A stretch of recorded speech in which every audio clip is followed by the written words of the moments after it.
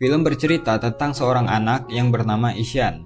Dia ini adalah anak yang masih duduk di kelas 3 SD. Ishan ini adalah anak penderita disleksia atau anak yang kesulitan dalam belajar.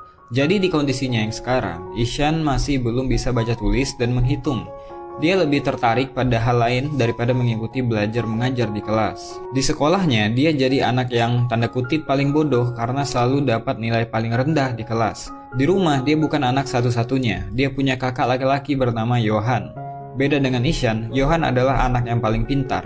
Hampir semua mata pelajaran dia mendapat nilai yang terbaik, bertolak belakang dengan Ishan yang selalu menjadi terbelakang di kelas. Ishan memang tak tertarik dengan pelajaran sekolah, dia lebih tertarik untuk bermain dan menemukan sesuatu yang baru di luar sekolah. Suatu ketika, Ishan berkelahi dengan tetangganya yang bernama Rajit. Rajit kesal karena Ishan melempar bola ke arah yang salah sehingga permainan Rajit dan teman-temannya berhenti. Gak cuman marah-marahin Ishan, Rajit juga memanggil Ishan dengan sebutan idiot. Keadaan pun makin tegang sampai mereka baku hantam.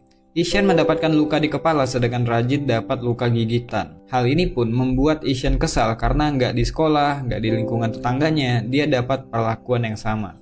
Ketika pulang ke rumah, ternyata emaknya si Rajit datang ke rumahnya, ngomelin orang tuanya Ishan, minta tanggung jawab karena si Rajit luka-luka. Padahal situasinya pada saat itu, Ishan juga mengalami luka yang sama. Bukan ngebela anaknya, si bapak malah langsung nampar Ishan karena bukan sekali ini aja Ishan buat masalah. Bahkan, si bapak mengancam kalau sekali lagi Ishan buat masalah, dia bakal dikirim ke sekolah asrama. Di sekolahnya, Ishan seringkali dimarahi gurunya karena nggak bisa ngikutin pelajaran dengan baik. Pernah sekali, Ishan disuruh bacain satu kalimat, tapi dia nggak bisa membacanya karena menurutnya, huruf-huruf yang ada di buku tersebut menari-nari. Ishan mengatakan hal yang sejujurnya, memang seperti itulah yang dilihat oleh penderita disleksia. Tapi gurunya menganggap Ishan lagi ngelawak di kelas. Ibu guru ini terus aja maksain Ishan buat baca dengan benar, sampai akhirnya karena nggak tahan dibentak terus, Ishan cuma ngedumel nggak jelas.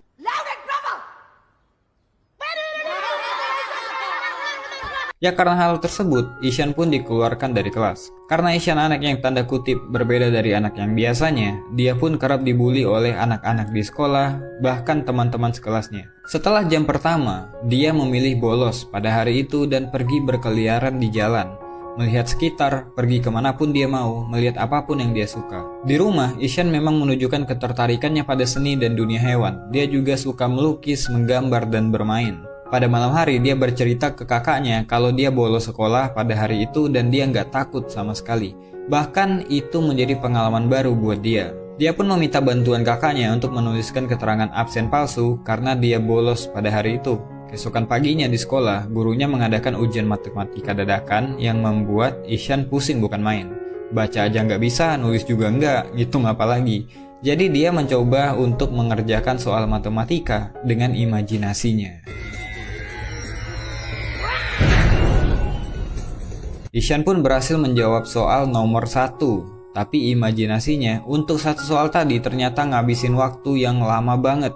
Sampai waktunya habis, dia cuman bisa jawab satu soal.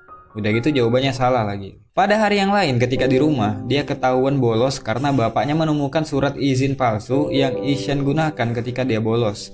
Dia pun dapat amukan lagi dari si bapak. Bahkan di sekolah, mereka dipanggil oleh kepala sekolah dan guru-guru Ishan. Para guru menjelaskan kepada si bapak dan si ibu betapa bodohnya Ishan ketika belajar di kelas. Kepala sekolahnya pun menyarankan untuk memindahkan Ishan ke sekolah yang lain. Karena Ishan saat ini udah satu kali nggak naik kelas, jadi nggak mungkin nggak naik lagi untuk kedua kalinya.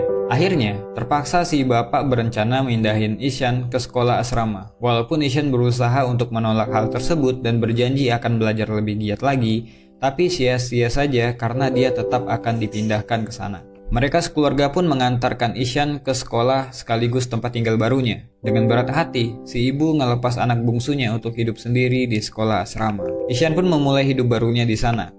Karena belum bisa beradaptasi, Ishan gak henti-hentinya melamun dan menangis seakan gak percaya dia hidup jauh dari keluarganya.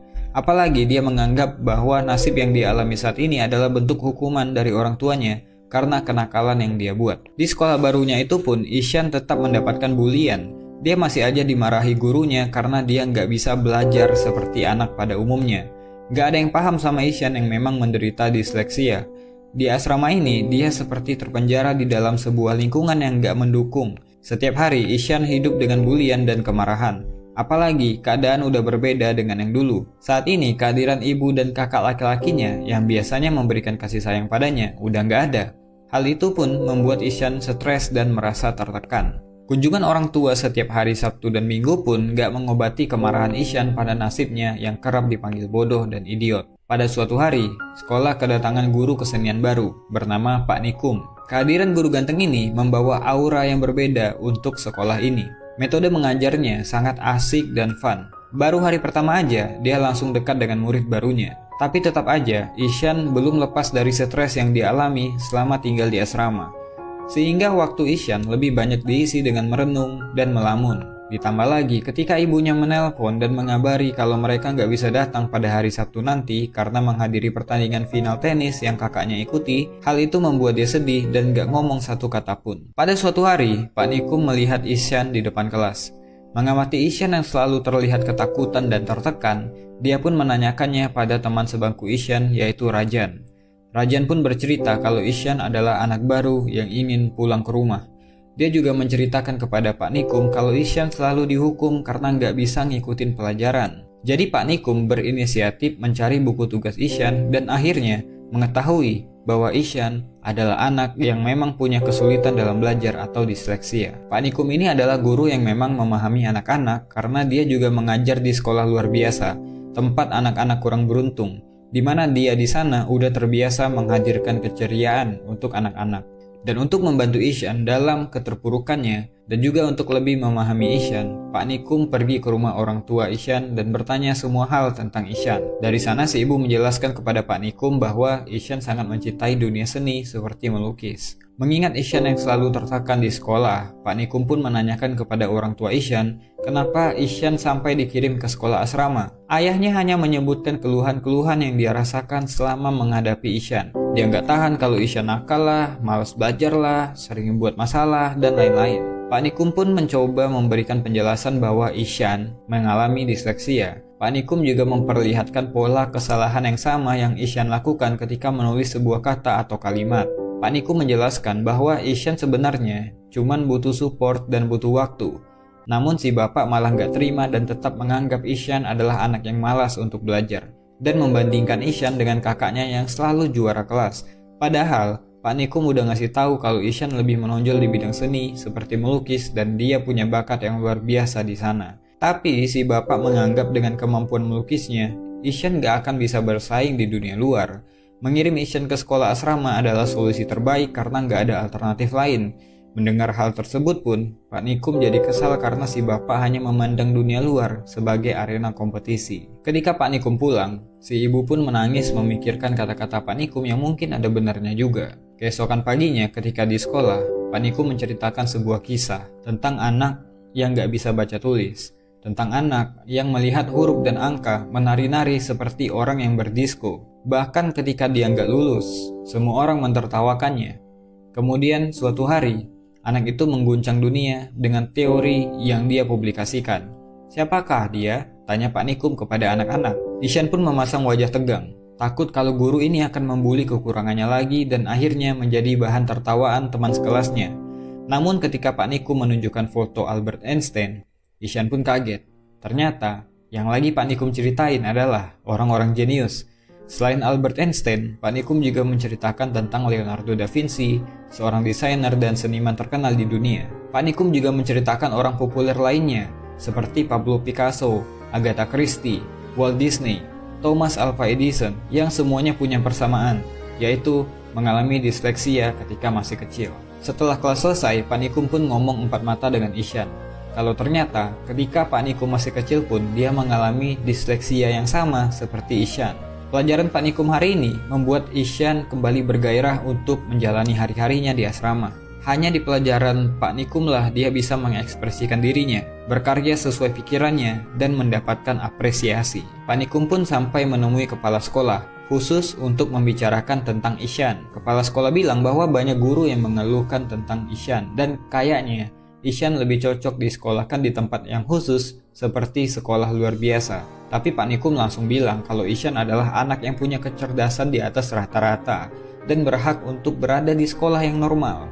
Anak-anak seperti Ishan hanya butuh bimbingan dan perhatian lebih.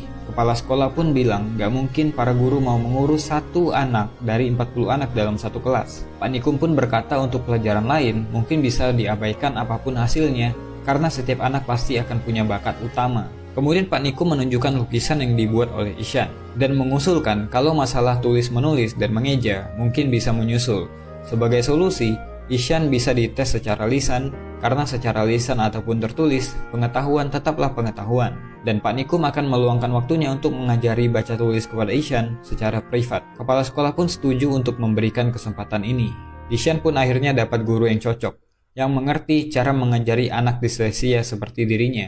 Ishan pun mendapatkan metode pengajaran yang berbeda. Dia pun lebih bersemangat dalam belajar, karena bukan kemarahan yang dia dapatkan, tapi keramahan Pak Nikum yang membantunya dalam mengajar ketertinggalan. Berkat Pak Nikum, kemampuan baca tulisnya pun meningkat dari waktu ke waktu. Suatu hari ketika lagi ngajar, Pak Nikum kedatangan bapaknya Ishan yang kebetulan lewat karena ada bisnis. Maksud si bapak capek-capek nemuin Pak Nikum cuman mau bilang kalau dia dan istrinya udah baca semua artikel tentang disleksia di internet. Hal itu cuma mau nunjukin ke Pak Nikum kalau mereka perhatian sama Ishan. Ternyata si bapak nggak menangkap maksud dari Pak Nikum waktu nyeramahin dia di rumahnya. Pak Nikum langsung ngasih balasan telak bahwa kalau mau ngasih anak perhatian, gak cukup dengan cara kayak gitu. Anak kayak Ishan juga butuh support. Anak kayak Ishan butuh figur orang tua yang selalu bilang sayang kepada anaknya apapun yang terjadi. Anak kayak Ishan butuh figur seorang ayah yang siap melindunginya kalau terjadi apa-apa sama dia. Si bapak pun langsung sadar bahwa selama ini dia nggak pernah memberikan kasih sayang pada Ishan selain kemarahan atau pukulan jika Ishan nakal. Dia pun pergi meninggalkan ruangan Pak Nikum dengan perasaan malu. Apalagi ketika di luar, dia melihat Ishan yang lagi baca mading, si bapak nggak bisa nahan air matanya. Pada suatu hari di asrama tersebut mengadakan lomba melukis. Semua orang boleh ikut termasuk para guru. Ketika lomba dimulai, Pak Nikum mencari Ishan kemana-mana. Tapi sampai lomba dimulai, Ishan pun gak kelihatan. Ternyata sebelum acara dimulai, saat semua orang masih tidur, Ishan bangun paling pagi dan pergi ke kolam di mana di sana dia mencari inspirasi untuk bahan lomba melukis. Ishan pun datang sesaat setelah acara dimulai. Ishan memproyeksikan pemandangan yang dia ingat menjadi sebuah lukisan yang luar biasa mengagumkan banyak orang. Pak Nikum yang melihat lukisan Ishan pun kagum sama karyanya. Ishan pun juga nggak bisa menahan harunya ketika dia ngelihat hasil lukisan Pak Nikum. Ternyata modelnya adalah dirinya sendiri. Dan pengumuman yang ditunggu-tunggu pun tiba. Kepala sekolah mengumumkan bahwa perlombaan ini dimenangkan oleh Ishan. Ishan Nandakishore Awasthi Abdi. Hasil karyanya dinobatkan menjadi karya yang terbaik dan akan menjadi sampul buku tahunan. Ketika orang tua Ishan datang saat bagi rapot, kepala sekolahnya sendiri yang langsung memberikan buku tahunan tersebut dan mengabarkan jika Ishan adalah anak yang spesial dan sekolah itu beruntung memiliki anak murid seperti dia. Orang tua ini juga senang bukan main ketika para guru memberikan laporan kemajuan Ishan di beberapa mata pelajaran, khususnya di bidang kesenian. Melihat Ishan yang kembali bersemangat, ayahnya pun akhirnya nangis juga dan berterima kasih kepada Pak Nikum karena udah membimbing Ishan sampai punya kemajuan. Ishan yang punya gaya rambut kayak Pak Nikum pun berpisah dan akan kembali lagi ke sekolah setelah liburan. Pesan film ini kuat banget untuk nunjukin bahwa memang benar kalau kita mengajari seekor ikan untuk memanjat pohon, maka dia akan menganggap dirinya bodoh seumur hidupnya. Setiap anak memang punya bakat yang unik dan gak mungkin sama dengan anak yang lain. Semoga kita nanti bisa menjadi orang tua yang bijak yang bisa mendukung apapun yang anak kita senangi.